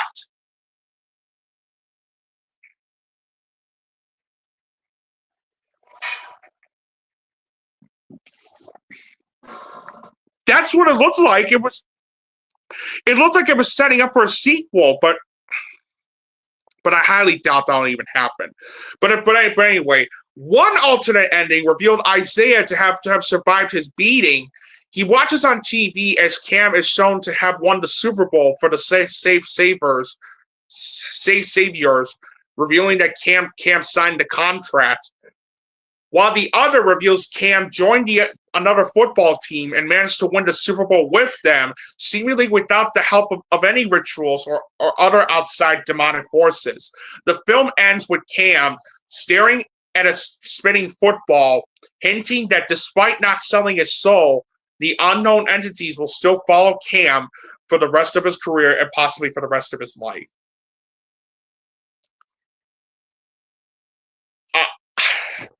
To be honest, I saw the former ending, and I was like, now why isn't that the ending? Why isn't the former that ending? I mean, that first alternate ending I just mentioned, that should have been the real ending. But no, Universal's like, fuck you, audience. This is the ending you're going to get, whether you like it or not.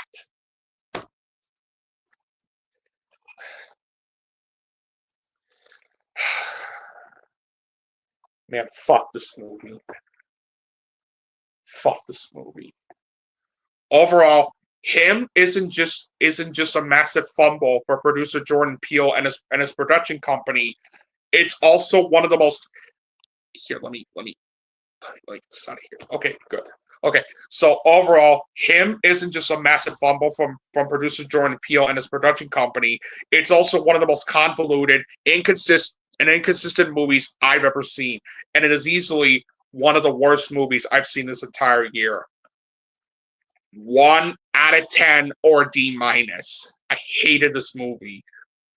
This is not only the worst movie Universal has released this year so far, but this is so far the worst movie I've seen this fall. And I know I'm bound to see something worse, especially when we get to talk about The Strangers Chapter 2 on the next podcast. Oh, Rennie Harlan, I'm coming for you for that. I'll get to you soon. Yeah. And sadly, the next movie I saw isn't even better either. It's called A Big, Bold, Beautiful Journey. Or as I like to call it, a big, dull, and boring journey. Because the movie was neither bold nor beautiful, just boring. But I'm getting ahead of myself. Anyway, A Big, Bold, Beautiful Journey tells the story of Sarah and David, both played by Margot Robbie and Colin Farrell respectively, whom, through a surprising twist of fate, get to relive important moments from their respective past, illuminating how they got to where they are in the present. I was actually looking forward to seeing A Big, Bold, Beautiful Journey because Koga Noda directed After Yang, which was one of my favorite movies of 2022. And when you got Margot Robbie and Colin Farrell in it, that alone is another reason for me to see it. Look, I'm not going to be around the bush with this one. A Big, Bold, Beautiful Journey is neither bold nor beautiful. It's one of the most disappointing movies I've seen this entire year. A Big, Bold, Beautiful Journey is one of the most boring, cliched, and convoluted romance films I've ever seen. This is one of those movies where with its premise, it could have been a movie and poignant fantasy of love, loss, pursuing happiness, and commitment, but thanks to its uneven and unfocused narrative and sloppy writing, not only did it waste its potential, but it's also a missed opportunity for everyone involved. Now there are some good things in A Big, Bold, Beautiful Journey that do make this a bit better than Him. The musical score composed by Joe Hisachi was surprisingly very good. The cinematography was terrific, and it had excellent production design as well. Sadly, that's about the only positives I have with the film. The story felt uneven and all over the place. I was also very disappointed in Kokonoda's directing since it came out as being a muddled mess. I was also shocked at how terrible the screenplay was. Not only are the characters paper thin and forgettable, and the dialogue a clunky mess, but even when it tries to say something by diving upon its themes on love, loss, pursuing happiness, and the fear of commitment, it falls flat due to how undercooked the themes of the film felt. And it's shocking to how bad the screenplay is when you realize that this is the same person, Seth Rice, who co-wrote one of my favorite movies of 2022, which was this. The Menu. He co-wrote The Menu. He goes from one of the best movies of the year of 2022 to one of the worst movies I've seen this entire year. What a fall off.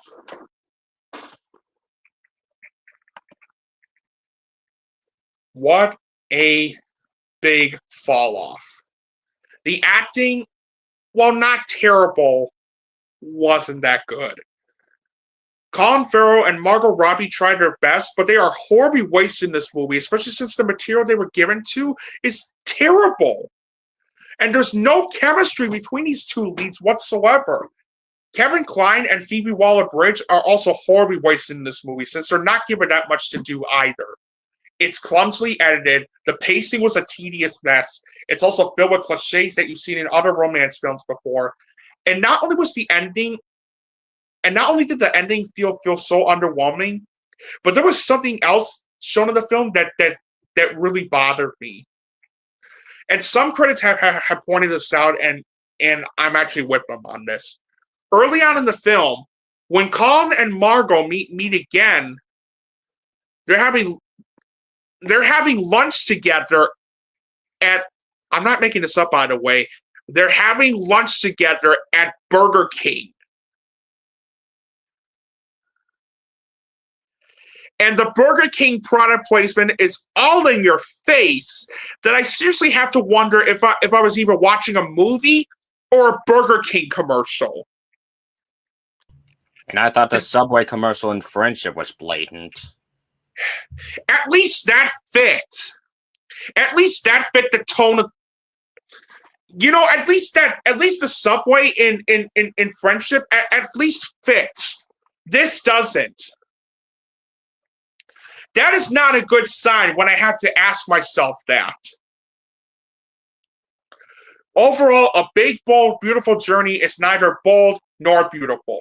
Instead, it's one of the most boring, cliched, and convoluted romance movies I've ever seen, and it is also one of the worst movies I've seen this entire year. 2 out of 10, or a D. Even if you're a huge fan of Margot Robbie or Colin Farrell, I can't recommend this one. It's not worth your time. It's not. Next up, The Lost Bus, and this is yet another feel-good survival story about Matthew McConaughey driving a teacher and her students out of a forest fire. It's well-acted and well-directed enough, but it doesn't really add much to the genre with characterizations you've seen before. McConaughey's character especially, you can predict every emotion he goes through up until the end, and there's some sweeping shots of the blazing forest that can get kind of nauseating after a while, and there's some pacing issues, especially in the second half, felt rather repetitive. And this is probably destined to be left in the back burner of Apple TV's catalog a few months from now, but seal of accuracy. I really enjoyed this movie. Now, I do agree. Now, I will say this. This does not quite rank with Paul Greengrass's best movies he's made. But I nevertheless really enjoyed this movie. I was invested in the story due to how gripping and compelling it felt. Paul Greengrass did a great job with the way he directed the film. The acting was terrific. Matthew McConaughey gives one of his best performances yet as the bus driver Kevin McKay. America Ferrara was also fantastic as the school teacher, Mary Ludwig, and they both had great on-screen chemistry as well. James Newton Howard's musical score was very good. It's got excellent cinematography, solid editing. The fire effects surprisingly looked terrifying and in a good way. The tension also felt real, especially with how you could feel the fear the characters are facing as they try to survive what was known as the deadliest wildfire in American history. And it also had a very satisfying ending as well. Now, here's why The Lost Bus doesn't quite rank as among Paul Greengrass's best movies. While I said in my positives that Paul Greengrass does a great job with the way he directed the film, I did feel that the screenplay he and Brad Inglesby wrote for the film could have used some improvement on the dialogue since it felt clunky at times, and some of the side characters did feel underutilized. There's also some pacing issues in the second half of the film, and it also has its share of cliches in it as well. But that's really it. Overall, I found The Lost Bus to be a gripping and compelling survival drama based on true events, featuring excellent performances and chemistry by Matthew McConaughey and America Ferrera. I really enjoyed this movie, and I'm gonna give The Lost Bus a solid 8 out of 10 or a B+. I really enjoyed this movie. Next movie is The History of Sound. And in this movie, we follow two young men during World War I who set out to record the lives, voices, and music of their American countrymen. I didn't know what to expect going into The History of Sound. I didn't know what to expect, despite it being from the director of Living, which was one of my favorite movies of 2022. And all I knew about The History of Sound was that Paul Mescal and Josh O'Connor were in it as well. And after finally seeing The History of Sound, it's good, but not great. The directing was great. The acting was terrific. Paul Mescal gives one of his finest performances yet as Lionel, and Chris Cooper was magnificent as the older version of Lionel. Josh O'Connor also delivers such a brilliant performance as David, and there is some good chemistry between him and Paul Mescal. The soundtrack was exquisite. The cinematography was fantastic. The production values and costume design are both outstanding, since they do make you feel like you've time traveled back to the 1910s and the 1920s. And it also has one of the most devastating and moving epilogues I've ever seen. Now, with that being said, here's why I don't think it's great. The story didn't grab me as much as I hoped it would, since it came across as feeling uneven and messy. I was also disappointed in the screenplay, especially since, although it does a good job exploring its main themes involving memory and music, there were some of the supporting characters that did feel underutilized and underdeveloped, and the other themes it tries to explore upon, such as intimacy and connection, did feel undercooked. There was also no reason for this movie to be 129 minutes long, especially since there were some scenes in the first half that felt repetitive, and it drags on and on and on. And it did suffer through pacing issues as a result of this.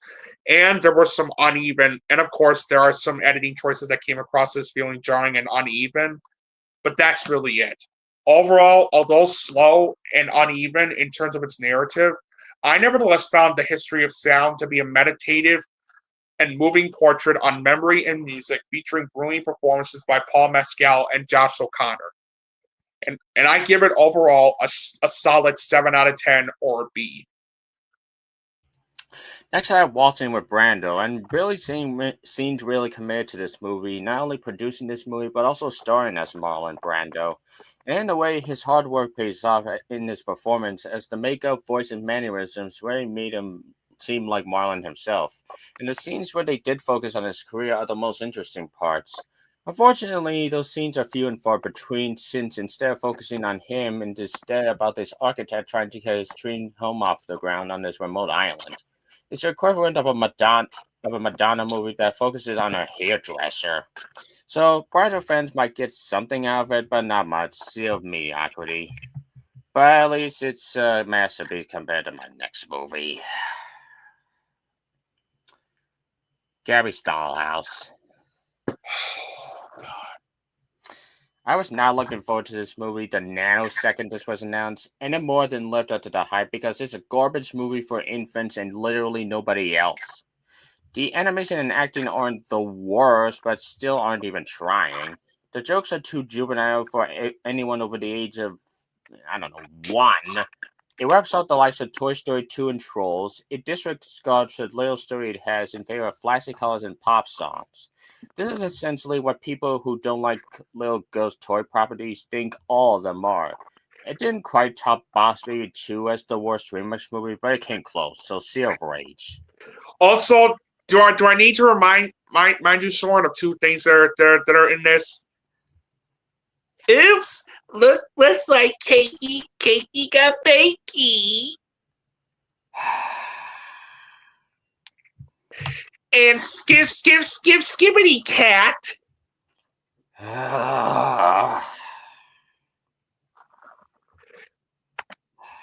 Hang on.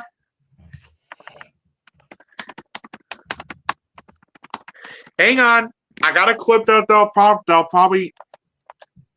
I got a clip that they'll probably they'll probably solve everything.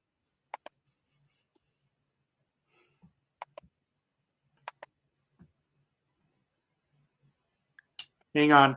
Let me just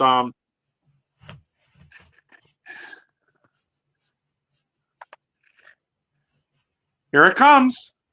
How do you do fellow kids? Yeah, that's pretty much this movie. Mm-hmm. Let's just get to one battle after another. Hell yes. Yes.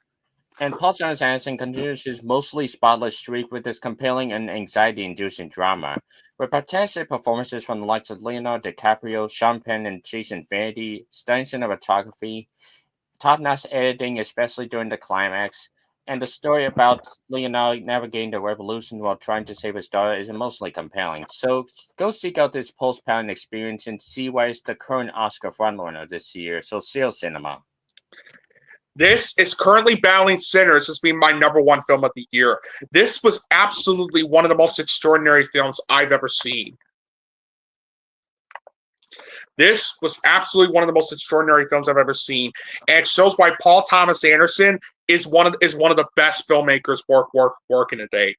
I absolutely loved everything about one battle after another. Everything in this film was terrific, not just from the story, but from the way Paul Thomas Anderson directed the film.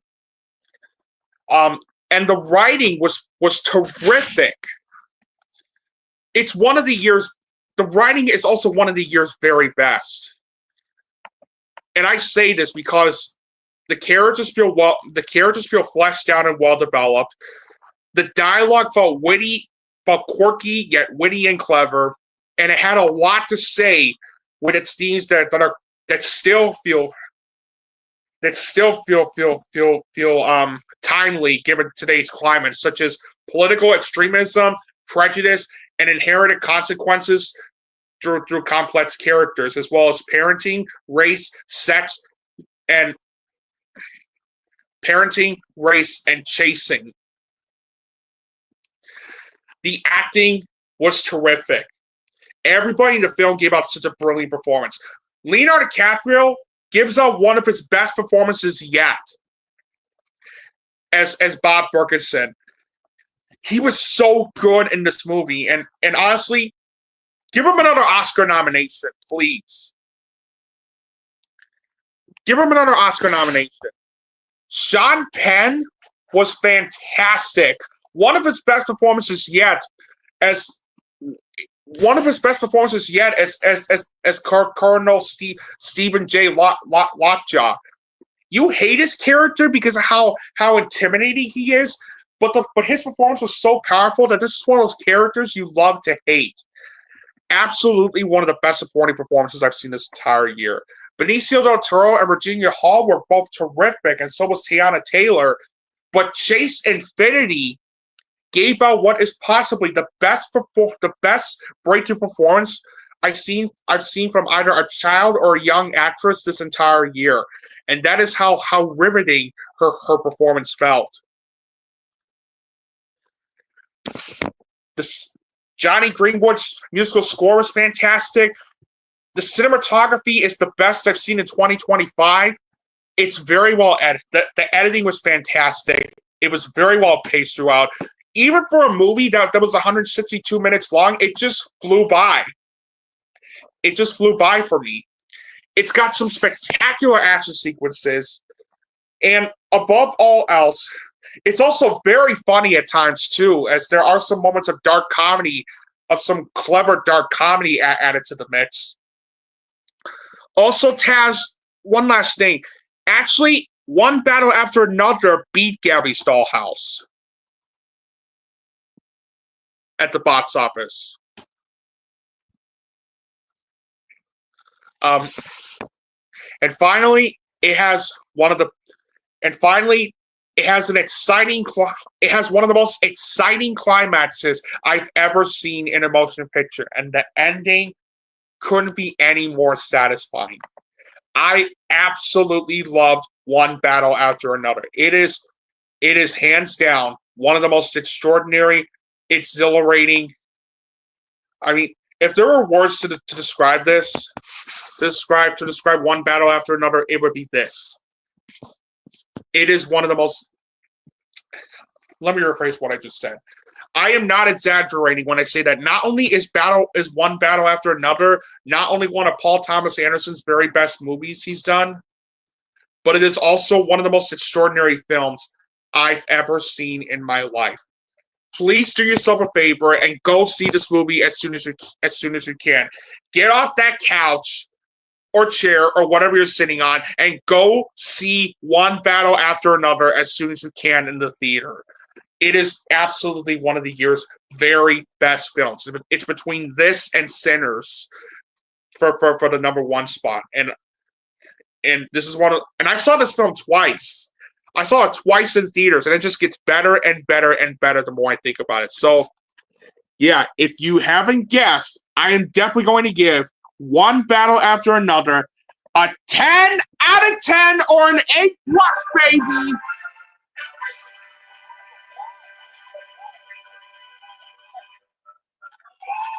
Well done, Paul Thomas Anderson. Well done.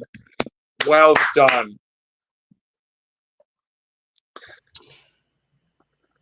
Now for my pick and dog of the show. And for my pick of the show, Joseph Gordon-Levitt is highly regarded as a talented actor, but it seems like he hasn't gotten that much work behind the camera, which is a shame because of his only direct feature-length effort, 2013's Don John.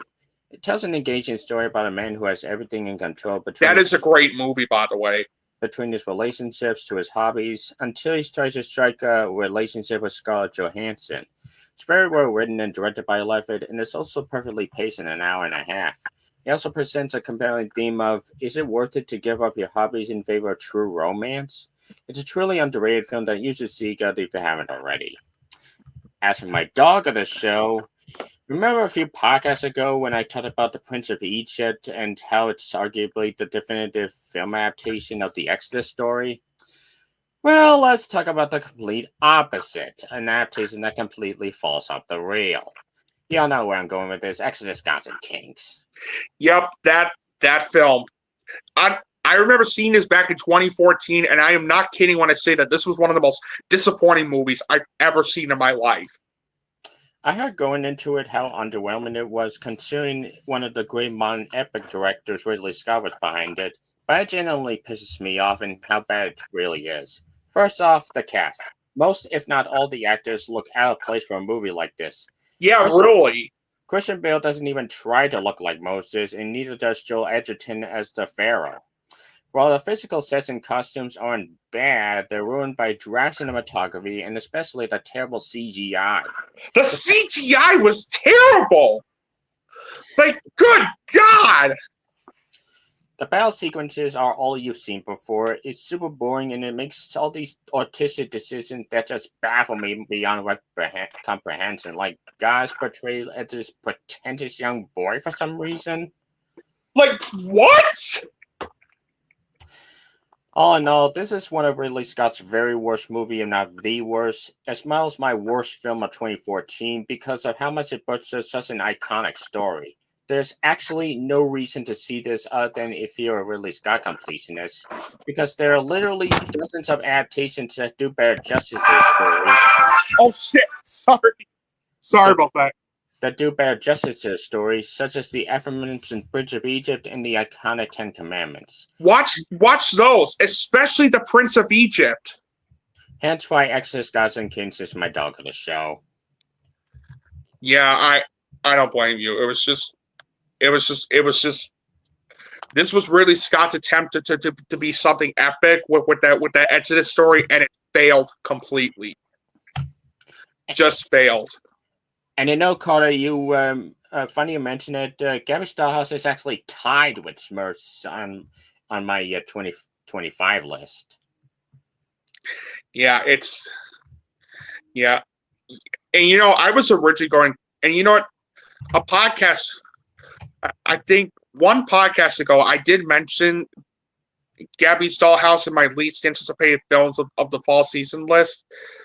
I was originally going to watch that film, but I decided, you know what, I'm not even going to bother. I have better movies to see than Gabby's Dollhouse. Thank you very much.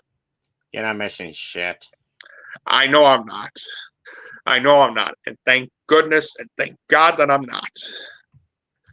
Well, guys, I hope you enjoyed tonight's podcast. That was a lot of fun doing.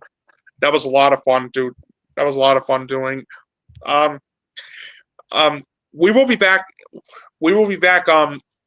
Either next Wednesday or next Saturday for the 64th episode of the FilmBrony Podcast, where we will be also covering the worst and best films that Søren and I saw this summer. And speaking of Søren right here, be sure to subscribe to his YouTube channel. The link is in the description below. Give him the love he deserves. He's a very talented person, a really good reviewer. And check out his Popcorn Panel podcast that he's also in too. The link is also in the description below. And until we see you guys again for episode 64 of the FilmBrony Podcast, I'm going to end it like I usually end every podcast.